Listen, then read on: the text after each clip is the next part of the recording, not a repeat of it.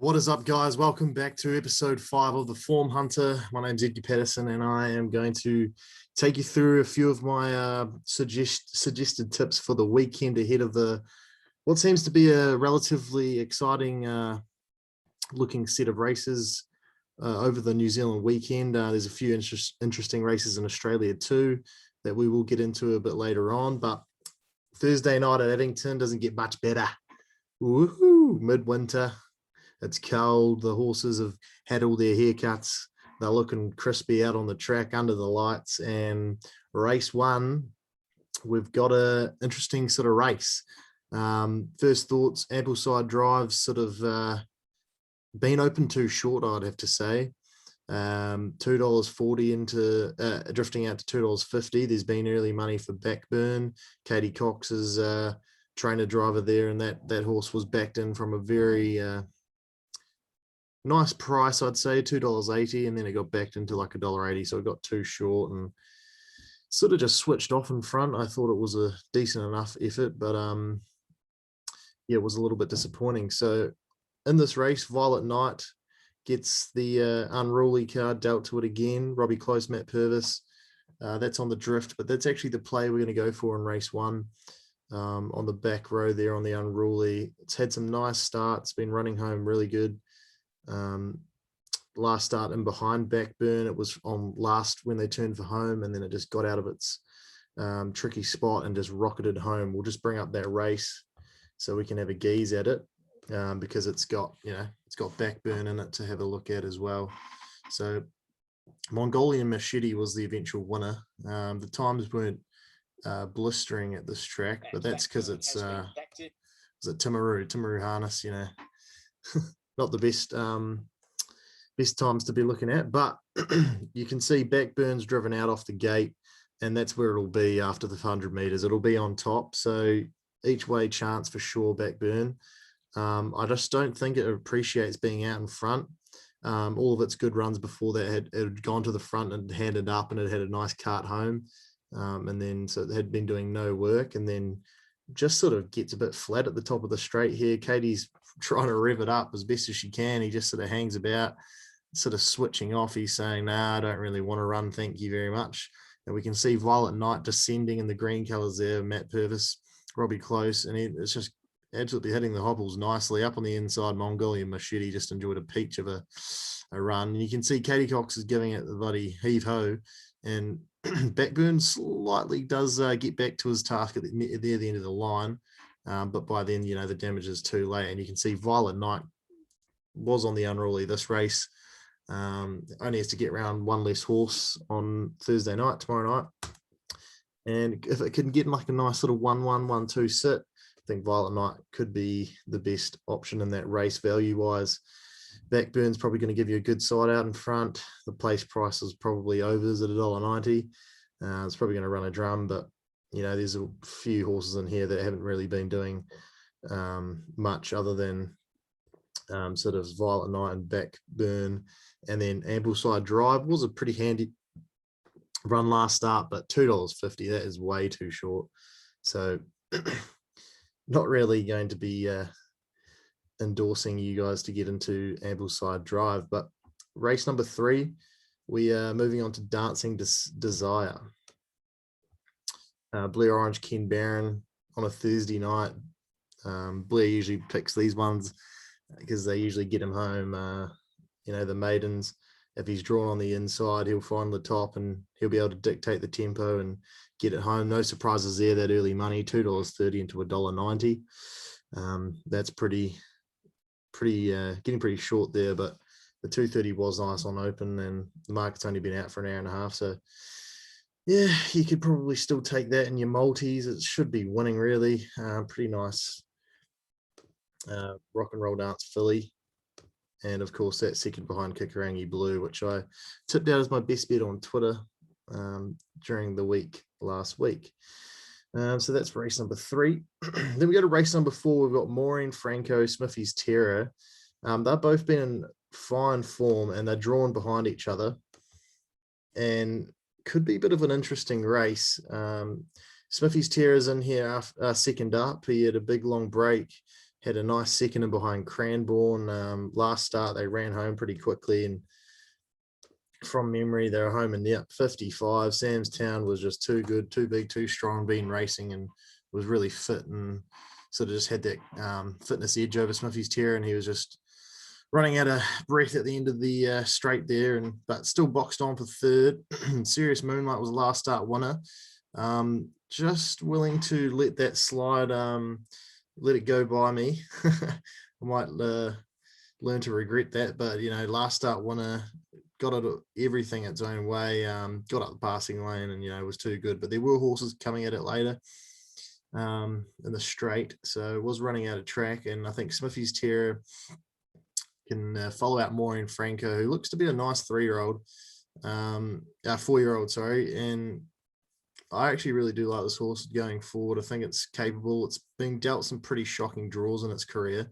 Always runs a good race, and it was very wide on the track at Addington last start and got home for fourth. It was always sort of hitting the line nicely. Got Miss Molly Good Golly fresh up. Goes all right. Probably definitely not a chance in this one. We've got Ko-Fi Shadow, who's won three in a row. Everything just seems to be falling into place for Ko-Fi Shadow. That's another good draw, and that 18s and 480, that's actually pretty generous shopping there, especially because it might be able to find the front. It's got okay gate speed, and we haven't seen too much from Maren Franco. So I think if Maren Franco can get out, we might be able to hand up to Ko-Fi Shadow. I think Paraki Sealster is a very good horse, shown some very good form back in when it's first started its career up in the Nelson circuits, I believe. It ran some really nice races on the grass. Has a bit of gate speed. He's not again, another horse that's pretty unlucky. I think Paraki Sealster can probably run a good race as well. But yeah, that Smiffeys Terror, Maren Franco, Quinella looks all good. Pretty open race though, and anyone could be taking that on their day. Then we've got race number 6, Evangelist and Winegum. Happy to take both of these horses on here in this race. Winegum on the drift is there's really good money for Ruby's a Delight. She's just been going absolutely great guns at the moment. And I thought she would have been out for a spell after that last run at Ashburton on the 15th of May. Then she just came out and won, then she ran second, then she won again, then she ran second. So can she repeat the pattern? Who knows? The John McDermott camp are happy to maybe see that pattern come through again. And that's $7.50 into $6. But Evangelist was a really nice run first up, had a long break, won pretty easily. Good draw tomorrow night. They could probably push the button early, get to the front and dictate. Then we've got Winegum, who's an interesting runner. Was a very nice second in a good field. First Class was in that race, and that came out and won at Timaru. Invitational Only's in there. Art Attack was in there. That's a race winner on the same day at Timaru. So Winegum's been going, was second in that race and was always strong to the line.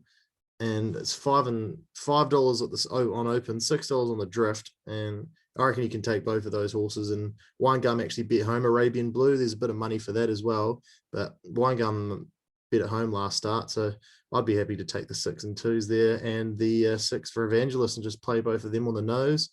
Then you got 2 chances in the race, and one of them should be winning, hopefully, in my book.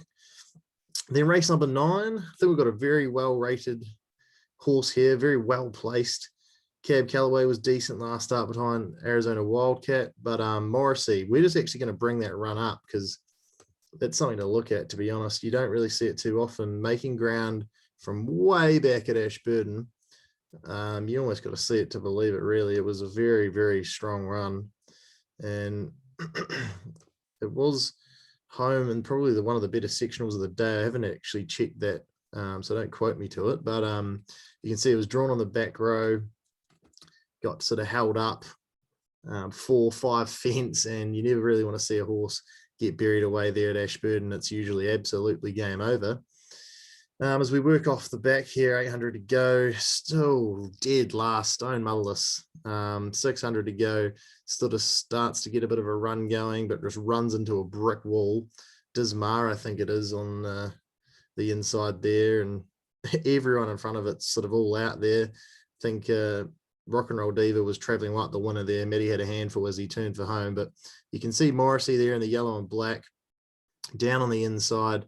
gets into some clear air now, and just watch it hit the hopples here. Morrisey absolutely rockets home. Wide out on the track. Who's that? Number 8. You Are the One. That's a good run too. Morrisey saved all the ground, but he was rocketing home. Sort of peaked at the end there, and Rock and Roll Diva was too classy, but you would have to presume that Morrisey can get out of the gate at least a slight bit quicker. It has shown some gate speed. Drawn barrier 2, you'd hope it can get to the front, dictate, and maybe be winning that race at the $2.50, slightly on the shorter side. And Classy Robin, I'm just going to point this one out. It did have a nice trial, and it seemed to be hitting the line with purpose. Gavin Smith hasn't won a race since about February, I believe, so he'll be looking to get back into winning form. And barrier number 7 on a field like this can be handy. You've got a few on the inside who are not that fast to begin. Morrisey probably just goes out and it gets to the front, and then Classy Robin probably go back off the gate, or it could even push the button and go forward. There's definitely options there, and You Are the One, obviously at $12 and $3.50. You saw it run down the outside in that same race as Morrisey, so there's probably a bit of money to be made in that race as well. Morrisey is definitely the one that I would be hoping to get the chocolates done, but you've got Classy Robin and You Are the One there to have a few saver bets on. Then we go to race number 10, where we have Absolute Dynamite, who's been absolutely backed here straight away. Hour and 46 minutes of open markets, and $2.80 into $2.40, back out to $2.50. Very interesting race here. I feel like it's a pretty open. Kickerangi Blue was very handy last start, got everything its own way after doing a bit of, I think it got held up early on, or maybe it did actually get the trail from memory. But Kickerangi Blue was just too strong. I think it did actually get up the passing lane behind Dancing Desire. Anyway, Absolute Dynamite is the one that you'd be keen to play on here. It's got second in behind Wheels of Fortune, and it had to sit parked. It did a mid-race move, and it was still there at the end. I think John Dunn hasn't really pushed the buttons yet for it. It might have some gate speed up its sleeve. We haven't seen that from John Dunn, but with the money that's come for it, you'd want to be seeing that driven to the top and being tactical. So John Dunn's probably pretty confident with this thing on Thursday night in the last. Kickerangi Blue off the inside's a chance again. Hail Lucius, the blinds do go on. That was a disappointing run last start. Over the 2,600, the only query there might just be a bit of a sprinter horse over the shorter trips will be suiting it. So at $13, that might be in the front for a little bit and might be able to get on the back of Absolute Dynamite if Kickerangi Blue can't get out of the gates. So there's a few options in that, and that's your Thursday night wrapped up. So you got your few plays there to look forward to. Then we're going to go to Friday night, Alexandra Park. Only 2 runners here that I'm actually keen on. Emma Frost and Perfect Bet. Emma Frost, she's just an honest grey monkey bones mare. She steps and she settles on speed. She'll be running a place 9 out of 10 times. She was very unlucky last start. I thought just nothing went her way again. Crystal Hackett's got the ride again, I believe. She should be stepping. If she does step, this race is pretty weak, to be honest. Isla Elsie's got no form. Aldebaran Kepper, no real form. Alano and Safrakova. I mean, Dr. Luck Chin's had a very good run at the moment, but they haven't really run a drum the last couple of races. I think Alana's going all right, but the 10 meters, Emma Frost got a couple on its inside, couple on its outside. If she steps, Crystal Hackett can get her to the top. She'll be awfully hard to run down, and 2,700 meters, that is her go in life. She just sticks on. She's got a heart of steel, and she'll be appreciating the distance and the being able to dictate to her terms. Then we go to race number 2, where we've got Perfect Bet. We just have to open the form line here and have a look. American Lad in there, Tiamo, Monaco Grace, Mr. Chip. There's some good horses winning races in its maidens that it's just been beaten by. It's always been finding one better. Second row, not too much of a concern, as Private Eye, Nikki Chilcott's runner. Has a bit of gate speed, and that'll be driven for the top. I think that's its best chance of the Private Eye horse, and that'll drag us into the race. Perfect Bet can maybe even there's a chance that it could just, once Per Private Eye gets to the top, Perfect Bet could get around and wrestle the lead off Private Eye. So that might be the ideal go in life. But I think if Private Eye gets to the top, Perfect Bet can sit there in the 1-1 or 1-2, wherever it sits. And I think it's got a good sit sprint on it. It should definitely be winning a race sometime soon. And that's all I'm keen on for Alexandra Park. There's only 7 races there, and they look pretty competitive. And I'm not the biggest fan on Alexandra Park in terms of betting proposition wise. So that's all you're going to get out of me from the Friday night at Alexandra Park. There's only 2 runners we're keen on there. But we do head to the Sunday at Addington. We're back at Addington on the Sunday. And race number 4, Mikis Shining Star. I really like this horse in the summer. Thought it was going to break through on the grass. Ran some really nice races behind Matt Major and Street Hawk, who's actually undefeated over in Western Australia. It's won 2 from 2 over there, 1 at Pinyara, 1 in city level at Gloucester Park. So the form is that sort of form line tracing over to Western Australia. We've got a good 3rd or 4th in behind Street Hawk. Mickey Shining Stars trialled up nicely, nice enough. Sort of been running in 2 trials recently where it's been home in about 56, 57 seconds, not really called on much, called upon. And barrier 2 in a race where you look through that field, there's no one jumping out at me other than Mickey Shining Star has actually got the appeal because there's a bit of excitement there. She's fresh up. She's had 2 trials to prepare. Sarah O'Reilly in the bike. She'll send it forward. She's a good driver, a good positive drive, gets it home, I reckon. It's shown a bit of talent. Cheeky Grin, shown enough. Corbin Ewan's probably going to push the button and be aggressive. I think the aggressive you are in this race, the more likely you're going to run a place. So they might even give us a nice each way chance on Mickey Shining Star. You'll just have to see on that one. But Cheeky Grin might be a little bit of a play or a saver bet there too. Then we go to race number 6, and we've got SilverLinings. Horse absolutely loves a mobile. Comes in here to pretty much the 2nd best rated horse behind Royal Deirdre, who's gone back-to-back. Blair Orange gets the drive for Fred Fletcher, and they're a pretty good combo there on the Addington Raceway. But SilverLinings, Galloped last start, just to put a line through that, gets the mobile again on Sunday. John Dunn in the bike. They'll just go forward, and if it can find the top, it'll be running a drum. So you probably definitely try and have a little bit of have a go on SilverLinings on the Sunday and see the grey mare get home. Then we go to race number 10. He's Santa's Excuse, been sustaining some massive runs wide on the track down south, and it comes up to Canterbury, stable change. Johnny Cox had been driving it down in the Southland region. Kimberly Butts got the drive. She drove it last start at Invercargill, and it was a very nice run. It was like 3 or 4 wide on the turn, and it just kept coming to the line and behind some nice types down south. And if we just bring up the race that it's in, race number 10, we've got Rock and Roll Diva, who was a nice last start winner. Where's Reactor shown a bit? There's a few horses in here who've shown a bit of cheek. Alexis Rocket was a southerner. That's now come up here. Sister's Delight. That goes all right for Michael Heenan. She's a pretty seasoned vet in that field. But I just thought he's Santa's Excuse. Drawn 1, Kimberly Butt, Johnny Cox now. Kimberly drove it last start and ran some nice sectionals on the way home. We'll just bring up the race here. 3 starts ago, it was a race winner over the mile. I think on the inside, it's got a little bit of gate speed.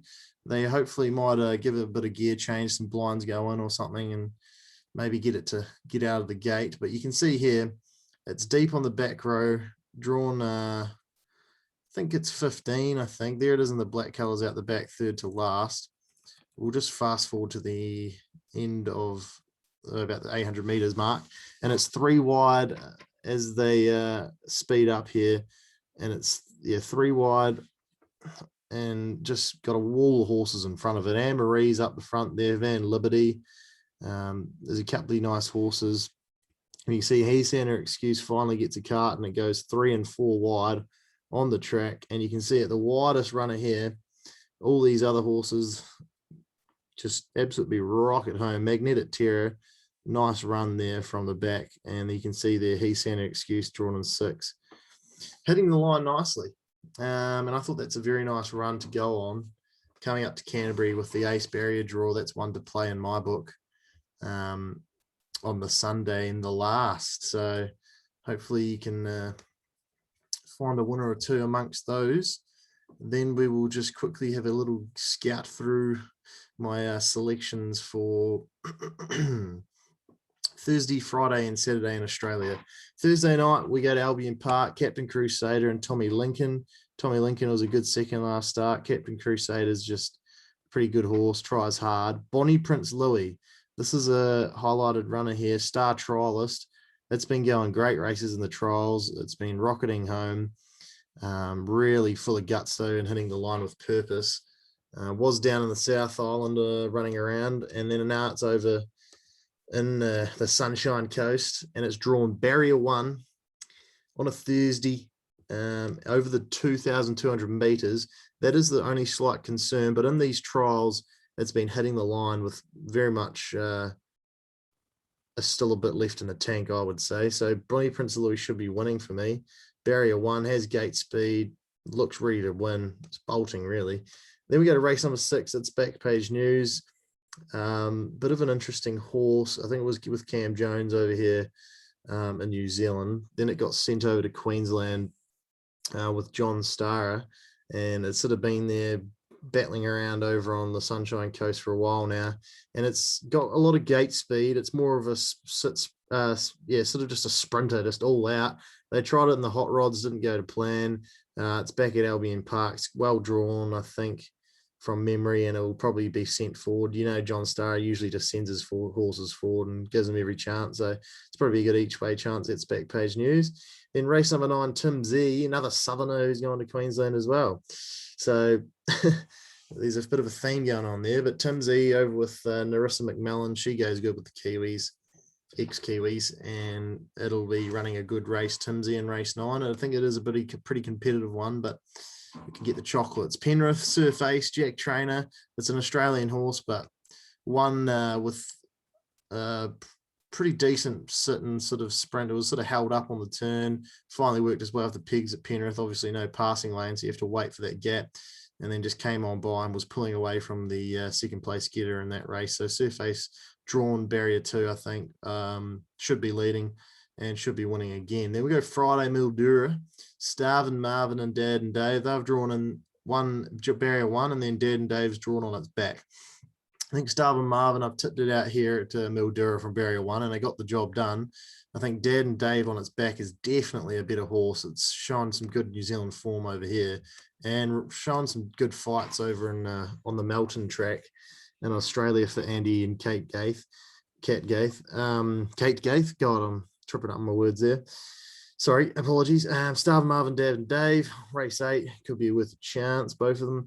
Then we go race number 10, Bet on the Tiger. That's been sent over from the Northland stables. I think it might have been with Ray Green or Morris McKendry or one of the which, but that goes over there. Race 10, well drawn. Jack Law gets the drive for Julie Douglas. They always get a few Kiwis over there, and they do well with them, so that'll go all right. Then Did She Do It?